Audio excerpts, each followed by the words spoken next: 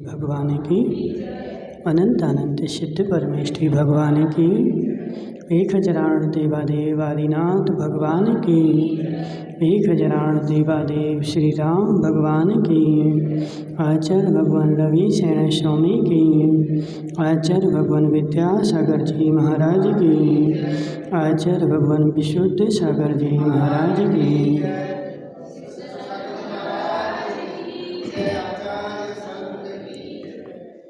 यहाँ पर अपना पद्म पुराण चल रहा है और जिसमें कल अपन देख रहे थे कि राजा जनक को विद्याधर उठा करके ले गए थे और फिर उनकी और विद्याधरों की चर्चा हुई थी। उसी के बाद में फिर विद्याधरों ने उनको क्या उत्तर दिया। अथानंतर जनक के ऐसा कहने पर विद्याधरों ने एकांत में बैठकर पहले सराय की, फिर कहा कि हे जनक, पहले तो बहुत दिन हो गए, बहुत समय हो गया चर्चा करते करते, तो सारे विद्याधर पहले एकांत में बैठे और बैठ कर के सलाह करी और फिर उन जनक से कहा कि हे जनक, तुम कार्य करना नहीं जानते, तुम्हारा मन सिर्फ एक ही ओर लग रहा है। राम और लक्ष्मण उत्कृष्ट हैं, इस गर्जना को तुम व्यर्थ ही धारण कर रहे हो। तुम जो है काम करना नहीं जानते, तुम्हारा मन जो है वो एक तरफी लग रहा है। किसमें? राम और लक्ष्मण श्रेष्ठ हैं, तुम्हारे मन में बात ऐसे ही बैठा है। यदि मेरे इस कहने से कुछ संशय हो तो इससे कुछ निश्चय कर लो। हे राजन, हमारी शर्त सुनो। ये वज्रावर्त नाम का धनुष है और सागरावर्त नाम का धनुष है। ये दो धनुष रखे हैं, एक का नाम है वज्रावर्त और एक का नाम है सागरावर्त। देव लोग इन दोनों की रक्षा करते हैं। यदि राम और लक्ष्मण इन धनुषों को डोरी सहित करने में समर्थ हो जावे तो इसी से हम उनकी शक्ति को जान लेंगे। तुम बहुत सारी कह रहे हो, तो अब एक काम करो कि राम और लक्ष्मण से इनकी डोरी लगवा दो बस। यदि वो डोरी लगा देंगे तो हम जान जाएंगे कि राम और लक्ष्मण जो हैं शक्तिशाली हैं। अधिक कहने से क्या, राम वज्रावर्त धनुष को चढ़ाकर कन्या ग्रहण कर सकते हैं। यदि वे उक्त धनुष नहीं चढ़ा सके तो आप देखना कि हम लोग सीता को जबरदस्ती ले आएंगे। बस उनकी शर्त हो गई। यदि राम लक्ष्मण धनुष पे डोरी चढ़ा देंगे तो तुम सीता को उनको दे देना, और नहीं चढ़ा पाए तो हम जबरदस्ती ले आएंगे। हमारी ऐसी शर्त है। तदनंतर ठीक है, ऐसा कहकर जनक ने विद्याधरों की शर्त स्वीकार तो कर ली, परंतु उन दुर्गाह धनुषों को देखकर चित्त में कुछ आकुलता को प्राप्त हुआ। मान ली, चलो ठीक है, तुम जो बोल रहे ठीक है, लेकिन मन में उन दोनों धनुषों को देख कर के थोड़ी सी आकुलता हो गई। तदनंतर भावपूर्वक जिनेंद्र भगवान की पूजा और स्तुति कर चुकने के बाद गदा, हल और शस्त्रों से युक्त उन दोनों धनुषों की पूजा की गई। उन धनुषों की पहले पूजा करी, गदा से युक्त थे ना। वे शूरवीर विद्याधर उन धनुषों राजा जनक को लेकर मिथिला की ओर चल पड़े और चंद्रगति विद्याधर भी रत्नपुर की ओर चल दिया। चंद्रगति जो था वो मिथिलापुरी नहीं आया। क्यों नहीं आया? क्योंकि वो राजा था, वो रत्नपुर चला गया। और उनके जो अन्य विद्याधर सेवक थे वो सब राजा जनक को लेकर के और मिथिलापुरी की ओर चल दिए। ठीक है, काहे के लिए? धनुष लेकर के। तदनंतर जिसकी बहुत बड़ी सजावट की गई थी और जो महाजन लोग मंगलाचार से सहित थे, ऐसे अपने महल में राजा जनक ने प्रवेश किया। प्रवेश करते समय नागरिक जनों ने जनक की बहुत अच्छी तरह दर्शन किए। बहुत दिन बाद लौट के आए थे, तो सारे नागरिक जनों ने क्या किया? राजा जनक के दर्शन करे। ठीक है, और महल में प्रवेश कराया। बहुत भारी गर्व को धारण करने वाले विद्याधर नगर के बाहर आयुधशाला बनाकर तथा उसी को घेरे हुए ठहर गए। और जो सारे विद्याधर आए थे वो महल में नहीं गए, वो कहाँ रुक गए? नगर के बाहर उद्यान में उन्होंने एक बड़ी सी आयुधशाला बनाई और उसमें सबके सब रुक गए। जिसका शरीर खेद खिंदा, ऐसे जनक ने कुछ थोड़ा सा भोजन किया और उसके बाद वह चिंता से व्याकुल हो शैया पर पड़ गया। राजा जनक ने क्या किया, थोड़ा सा भोजन किया और थोड़ा सा भोजन करके और वह चिंतापूर्वक शैया पर पड़ गया। तो जब वह शैया पर पड़ गया तो उनकी स्त्रियां उनसे पूछने लगी कि बताओ तुम कौन सी स्त्री देख करके आए हो कि उसके पीछे तुम ऐसी चिंता में पड़ गए, बताओ क्या बात है। विदेहा के ऐसा कहने पर राजा ने प्राणों से भी अधिक प्रिय वल्लभा से कहा कि मेरा चित्त दूसरे ही कारण से खिन्न है, स्त्री की बात नहीं है। मेरा जो चित्त खिन्न हो रहा है उसकी बात कुछ और ही है। क्या है? उसे इस तरह खेद क्यों पहुंचा रहे हो? हे देवी सुनो, मैं जिस कारण से ऐसी अवस्था को प्राप्त हुआ हूँ, तुम वृत्तांत को जानने बिना इस कारण क्यों बोल रही हो? मैं उस मायामय अश्व के द्वारा विजयार्थ पर्वत पर ले जाया गया था। कारण क्या है? मैं जिस मायामयी अश्व के ऊपर बैठा था वह अश्व मुझे कहाँ ले गया? विजयार्थ पर्वत पर ले गया। और वहाँ पर क्या हुआ? तो वहाँ पर विद्याधर राजाओं ने मुझसे शर्त रखी कि यदि राम वज्रावर्त धनुष की डोरी सहित कर देंगे तो यह कन्या उनकी होगी, अन्यथा मेरे पुत्र की होगी। कर्म के प्रभाव से समझो अथवा भय से समझो, बंधन अवस्था को प्राप्त हुए मुझ मंद भाग ने उनकी शर्त स्वीकार कर ली। कर्म के कारण समझो या बंधन के कारण समझो, जैसे भी समझो, हमने उनकी क्या करी? शर्त स्वीकार कर ली। समुद्रावर्त नामक धनुष दूसरे धनुष के साथ उस धनुष को उग्र विद्याधर ले आए हैं और वो जो है नगर के बाहर ठहरे हैं। वह धनुष कैसा है? तो अब उस धनुष का वर्णन बता रहे हैं। वह धनुष वज्राग्नि के समान है, तेज के कारण जिसकी ओर देखना ही कठिन है, छूना तो ठीक है, इतना तेज है उसमें कि उसको देखना ही कठिन है। इसलिए तो मैं समझता हूँ कि उसे डोरी सहित करने में इंद्र भी समर्थ नहीं हो सकेगा। वह ऐसा जान पड़ता है मानो अत्यंत क्रुद्ध यमराज ही हो। वो जो धनुष है ना, कैसा जान पड़ रहा है? मानो क्रुद्ध हुआ यमराज ही हो। साधारण धनुष नहीं है, मायामयी है और बिना डोरी के वह अत्यंत भयंकर है। यदि राम उस धनुष की डोरी सहित कर सके तो मेरी इस कन्या को नहीं कर सके तो मेरी इस कन्या को विद्याधर लोग अवश्य ही उसी तरह हर कर ले जाएंगे जिस तरह पक्षी मृगाल के मुख से मांस की डरी हर ले जाते हैं। मृगाल होता है ना, मृगाल सियार, तो सियार के मुंह में मांस दबा रहता है तो पक्षी ऊपर से आते हैं और उठा ले जाते हैं। तो जैसे पक्षी मांस उठा ले जाता है ऐसे वह विद्याधर हमारी सीता को उठा करके और आकाश में उड़ जाएंगे। कार्य के लिए 20 दिन की अवधि निश्चित की गई है। इसके बाद यह कन्या जबरदस्ती ले जाई जाएगी, फिर इस बेचारी को हम कहाँ देख सकेंगे। इस कार्य के लिए हमने क्या किया है? 20 दिन की अवधि तय की है। 20 दिन में यह काम होना है। 20 दिन बाद सीता को हम ऐसा नहीं देख सकेंगे। जनक के ऐसा कहते ही विदेहा के नेत्र सहसा आंसुओं से भर गए और इस प्रसंग में उसे अपने अपहृत बालक का स्मरण हुआ आया। तो विदेहा क्या करने लगी? तो रोने लगी। स्त्रियों के हाथ में एक ही काम है, क्या है?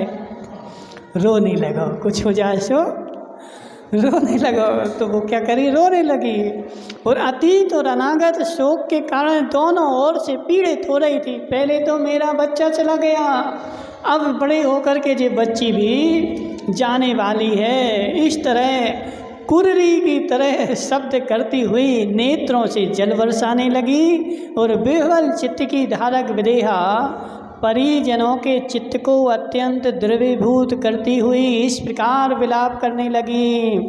मैंने दैव का कैसा उल्टा अपकार किया होगा कि जिससे वह पुत्र द्वारा संतुष्ट नहीं हुआ। मैंने दैव का मतलब भाग्य का, देव का नहीं, दैव मतलब भाग्य। एक मात्रा लगाओ तो देव हो जाता है, दो मात्रा लगाओ तो दैव हो जाता है। दैव का मतलब होता है भाग्य, ठीक है।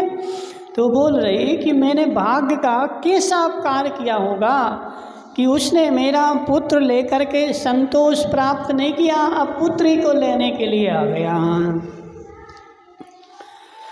उत्तम चेष्टा को धारण करने वाली है बालिका मेरे और आपके स्नेह का अवलंबन है तथा भाई बांधव एवं परिवार के लोगों का प्रेम भाजन है। मैं पापनी जब तक एक दुख का अंत प्राप्त नहीं होता तब तक दूसरा दुख आकर के उपस्थित हो जाता है।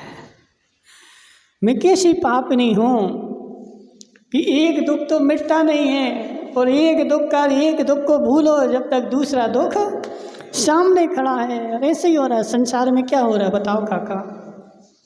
लेकिन फिर भी काका भूल गए संसार में विपद भव पदावर्ते पदी के वार्ते बाहते यावत तावत भवत्तना प्रचुरा विपदा पुरा। इस संसार में जो दुख है एक नहीं मिटता है और दूसरा सामने खड़ा हो जाता है। ऐसा यह प्राणी दुखों के बीच घिरा हुआ है फिर भी सुख की आशा करता है। जैसे वो आता ना महाभारत में, जब पांचों पांडव जंगल में थे, पानी लेने के लिए गए, कहाँ पर? तालाब में। तो वहाँ के यक्ष ने उनसे प्रश्न पूछे। सबसे पहले सबसे छोटा गया, न सहदेव गए, नकुल गए, अर्जुन गए, भीम गए और चारों ने उत्तर नहीं दिए और पानी पीना शुरू कर दिया। तो उस यक्ष ने उनको वहाँ पर बेहोश कर दिया।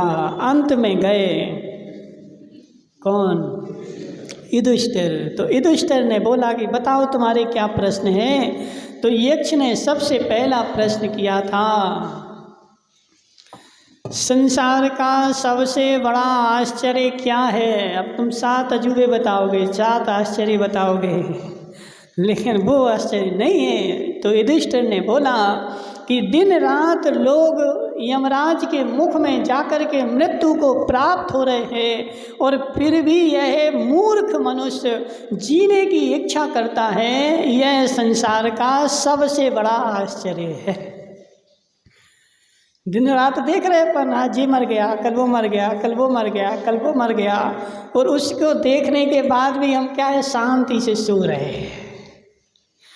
जिस संसार का सबसे बड़ा आश्चर्य है कि हमें चैन है। इतने सारे देखने के बाद तो व्यक्ति को ऐसा लगना चाहिए कि कब वह घड़ी आए और मैं अपना कल्याण कर लूं, लेकिन उसके बाद भी विनोद भाई पोते पोती को लेकर के घूम रहे हैं।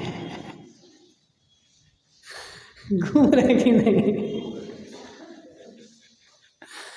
अपन सब देख रहे हैं, आज ये चला गया, कल वो चला गया, वो मर गया, वो मर गया, दिख रहा है अपन को सब कुछ, और अपन चला करके आते हैं और सब भूल जाते हैं और संसार में मगन हो जाते हैं। यह संसार का सबसे बड़ा आश्चर्य है। इससे बड़ा आश्चर्य क्या हो सकता है? ठीक है, तो ऐसे मतलब सबसे बड़ा आश्चर्य है।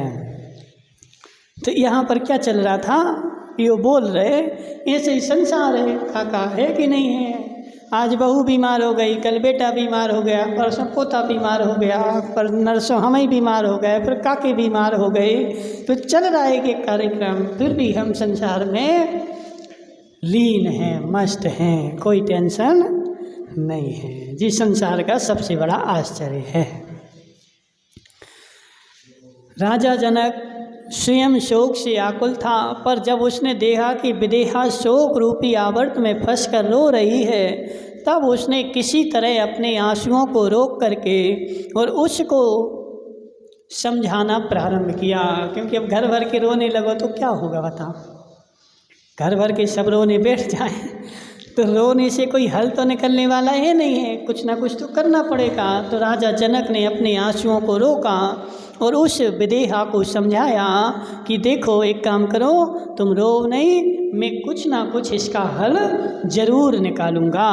तदनंतर पति के इस प्रकार कहने पर जिसे कुछ सांत्वना मिली, ऐसी विदेहा बड़े कष्ट से शोक को हल्का कर थोड़ी सी चुप हो गई। सांत्वना दी तो चुप हो गई, शांत हो गई। तदनंतर जहाँ धनुष रखा था ऐसे उसके समीप ही विशाल मंडप भूमि बनाई गई और उसमें स्वयंवर के लिए समस्त राजा बुलाए गए। अब 20 दिन पूरे हो गए और विशाल मंडप बनाया गया स्वयंवर भूमि के लिए। और उसमें बीच में जो थे, ये तो अपन टीवी में रामायण देखते ना, उसमें ही बताते कि नहीं, कि वह दोनों के दोनों धनुष बीच में रखे गए और समस्त राजा सब जगह से आए और आकर के बैठ गए। अयोध्या को भी दूत भेजा गया, जिससे राम आदि चारों भाई माता पिता आदि के साथ वहाँ आए और जनक ने उनका सबका सम्मान किया। राजा दशरथ को भी पत्र भेजा गया, तो वो अपने चारों बेटों को लेकर के, हालांकि बेटे उनके बहुत सारे और होंगे, लेकिन यहाँ पे कहीं उनका उल्लेख नहीं किया गया, क्योंकि 500 स्त्रियाँ और थीं। अभी बताएं, तो जब 500 स्त्रियाँ और थीं तो एक ही एक हुआ हो तो 500 हो गए, ठीक है ना। तो बहुत सारे उनके और भी होंगे, लेकिन उनका उल्लेख नहीं किया है। जो 4 जो थे वो मुख्य थे, तो इन्हीं का ज़्यादा उल्लेख किया। तो वो चारों बेटों को लेकर के आ गए। तदनंतर परम सुंदरी सीता 700 अन्य कन्याओं के साथ महल की छत पर बैठी थी और शूरवीर योद्धा उसे घेरे हुए थे। उस महल के चारों ओर नाना प्रकार की लीला को करते हुए समस्त सामंत बड़े ठाठ बाट से उपस्थित थे। वहीं ऊपर छत बना होगा तो उस पर सीता को बैठा दिया और सब राजागण वहाँ बैठे थे। तदनंतर अनेक शास्त्रों को जानने वाली तथा हाथ में स्वर्ण की छड़ी धारण करने वाली कंचुकी सीता के सामने खड़ी होकर उच्च स्वर से बोली कि हे राजपुत्री, देखो यह कमल लोचन अयोध्या के अधिपति राजा दशरथ का बड़ा पुत्र राम है। अब कंचुकी क्या होती है? स्वयंवर में सबका परिचय कराती है। जितने राजा है, कौन कहाँ से आया, किसके पास कितनी संपत्ति है, कितना राज्य है, उन सब का वर्णन वह कंचुकी करती है। तो उस कंचुकी ने सारे आने वाले राजाओं का परिचय करवा दिया, ठीक है। तदनंतर जो मान से सहित थे, अपनी प्रशंसा अपने आप कर रहे थे और सुंदर विलास से सहित थे, ऐसे उन सब राजाओं को वह कंचुकी वज्रावर्ध धनुष के पास ले गए। बड़े बड़े राजा आए थे और बड़े बड़े राजा अपने अपने मान से अहंकार से सहित थे कि हम तो बड़े बलवान हैं। तो कंचुकी ने बोला चलो धनुष के पास। जो आए थे ना, तो क्रम से सबको एक एक बार वहाँ ले गए। जिसका आकार बिजली की छटा के समान था तथा जिसमें भयंकर सांप पुकार रहे थे, ऐसा वह धनुष राजकुमारों के पास आते ही अग्नि छोड़ने लगा। जैसे ही वो राजा राजकुमार सब आ रहे थे तो उसके पास गए तो उस धनुष में से अग्नि निकलने लगी।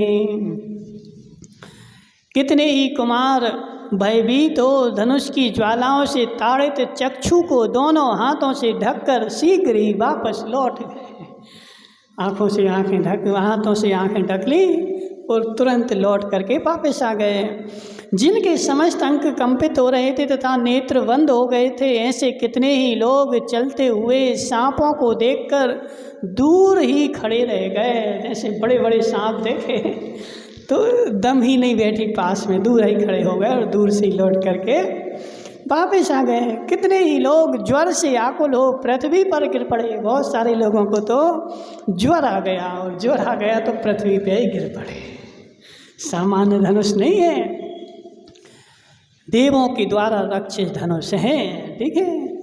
कितने ही लोगों की बोलती बंद हो गई, कितने ही तो भाग गए और कितने ही मूर्छा को प्राप्त हो गए, कितने ही लोग सांपों की वायु से सूखे पत्ते के समान उड़ गए। वो पतला सतीश जैसे होंगे तो क्या हुआ, सांपों की वायु से सांपों ने सांस ली तो वो पत्ते सूखे पत्ते के जैसे उड़ गए। कितने ही लोग कहने लगे कि यदि हम अपने स्थान पर वापस जा सके तो जीवों को दान देंगे। इसी संकट में फंस गए हैं, यदि हम इस संकट से जीवित बच गए तो हम क्या करेंगे, मंदिर में दान देंगे, हे भगवान हमें बचा लो। कितने ही लोग बोले कि हम जीवित रहेंगे तो अन्य स्त्रियों से काम चला लेंगे, यदि जीवन बचा रहा तो अन्य स्त्रियों से काम चला लेंगे, भले ही ये रूपवती हो पर इससे प्रयोजन क्या। भले रूपवती है लेकिन यहाँ तो प्राणों की प्राण ही निकले जा रहे हैं। कुछ लोग कहने लगे कि निश्चित ही किसी दुष्ट चित्त ने राजा के वध के लिए इस माया का प्रयोग किया है। और हम लोग कहने लगे, और कुछ लोग कहने लगे कि हमें काम से क्या प्रयोजन, यदि हम बच गए तो साधु बन के जीवन व्यतीत कर लेंगे। हमें काम से क्या प्रयोजन, यदि इस आपदा से बच जाएं तो हम तो साधुओं के पास जाके साधु बन जाएंगे, हमें नहीं चाहिए स्त्री। यानी विभिन्न तरह से लोग बाग जो हैं अपने प्राण बचाने की कोशिश कर रहे हैं उस धनुष की वजह से। तदनंतर जिन्हें उस उत्कृष्ट धनुष की लालसा उत्पन्न हो रही थी, ऐसे राम मदोन्मत्त गजराज के समान मंथर गति को धारण करते हुए उसके समीप पहुँचे। अब पहले राम बैठे रहे कि सब जने चले जाओ। क्यों चले जाओ, क्योंकि यदि हम पहले चले गए तो तुम सोचोगे कि हमें तो मौका ही नहीं मिला, समझ रहे ना। तो इसलिए राम पहले बैठे रहे, हम तो बैठे हैं, सब जने जाओ और सब एक एक करके होके आ जाओ, यदि तुमसे नहीं हो तो फिर हम करेंगे। तो सब राजा हार मान गए और लास्ट में राम जो है गजराज के समान मंद गति से गए और उस धनुष के पास पहुंच गए। पुण्यशाली राम संग्राम के समीप आते ही धनुष अपने असली स्वरूप को प्राप्त हो गया। जैसे राम पुण्यशाली महापुण्यशाली, तो पुण्यशाली जीव वहाँ पहुँचा तो उस धनुष के जो देवता रक्षक थे, जो माया दिखा रहे थे, उन सब की माया समाप्त हो गई और धनुष जो था अपने असली रूप में आ गया। जिस तरह की गुरु के समीप आते ही विद्यार्थी अत्यंत सुंदर सौभाग्य को प्राप्त हो जाता है, शिष्य की माया संसार में कितनी चलती रहे लेकिन गुरु के समीप आते ही उसकी सारी माया विनश जाती है और शांत चित्त होकर के एक सुशील चित्र होगा, शिष्य होगा तो अपने गुरु के सामने भले तुम्हारी कितनी ख्याति हो। आचार्य विशुद्ध सागर महाराज को तुम लोगों ने नहीं देखा, जब विराग सागर के पास जाते थे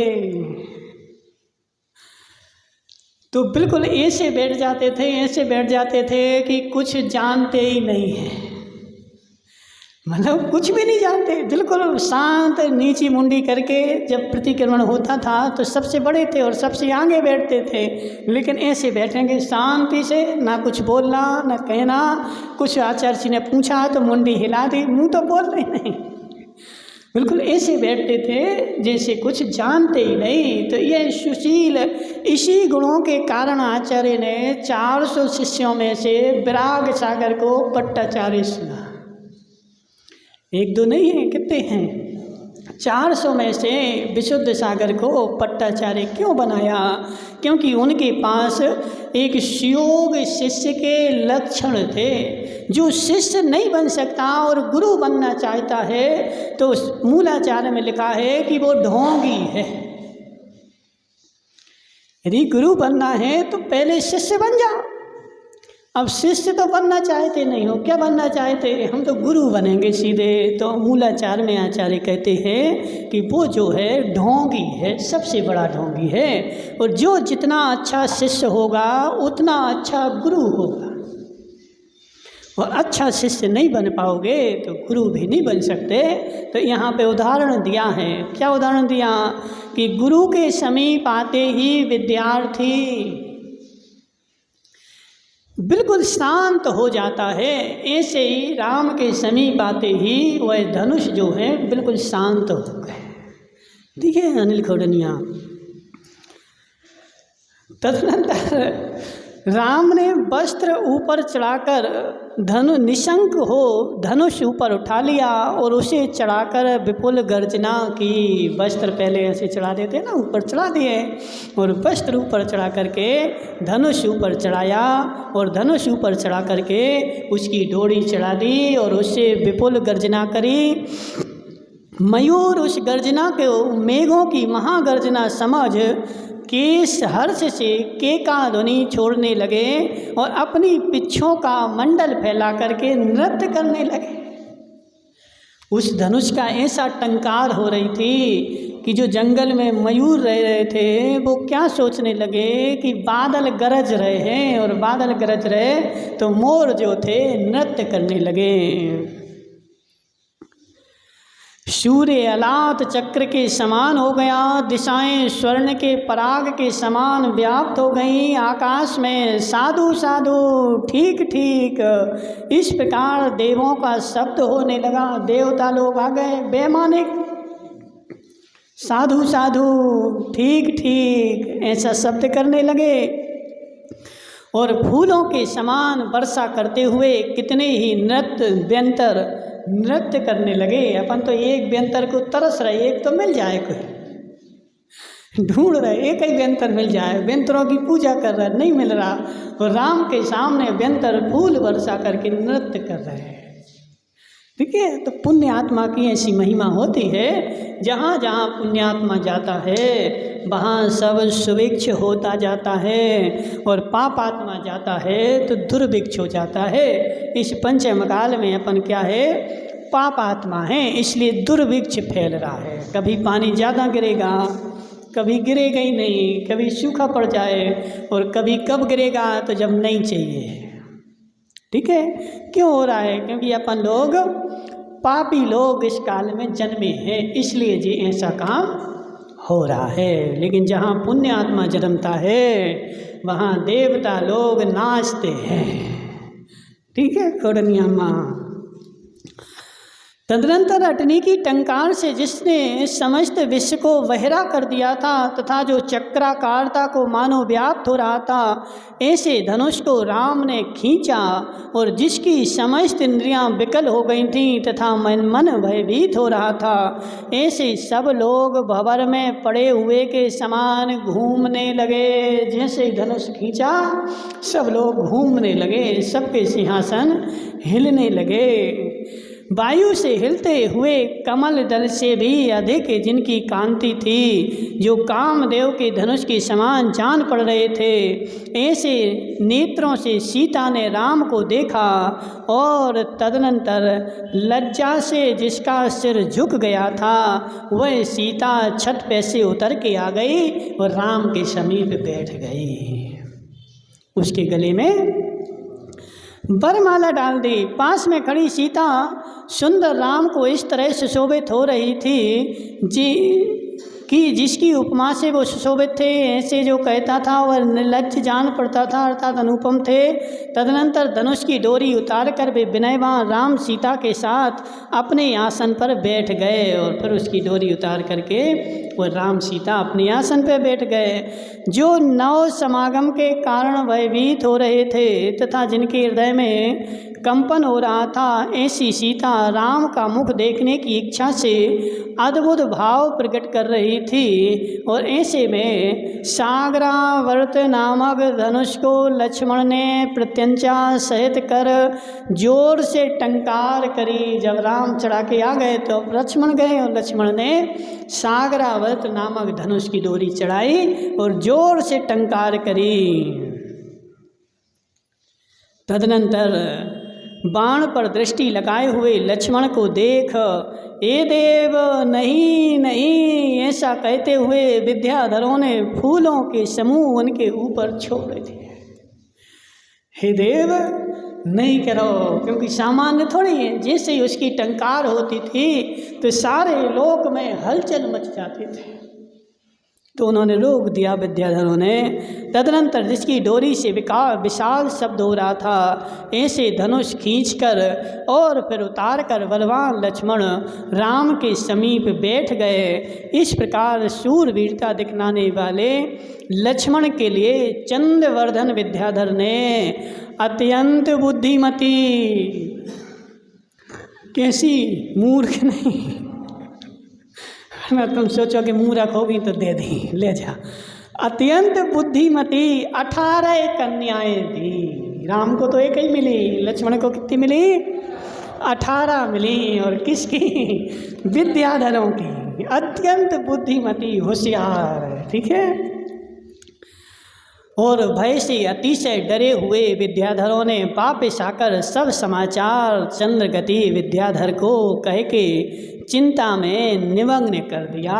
और चंद्रगति तो गया नहीं था, तो जी सब के सब अत्यंत डर गए और डर के मारे लौट के वापस आ गए और सारे समाचार उन्होंने चंद्रगति से कह दिए। और चंद्रगति जो था डर गया, क्योंकि राम लक्ष्मण सामान्य नहीं है, नारायण और बलभद्र हैं, उनसे तो देवता लोग भी डरते हैं। ओम नमः सिद्धिभ्याम।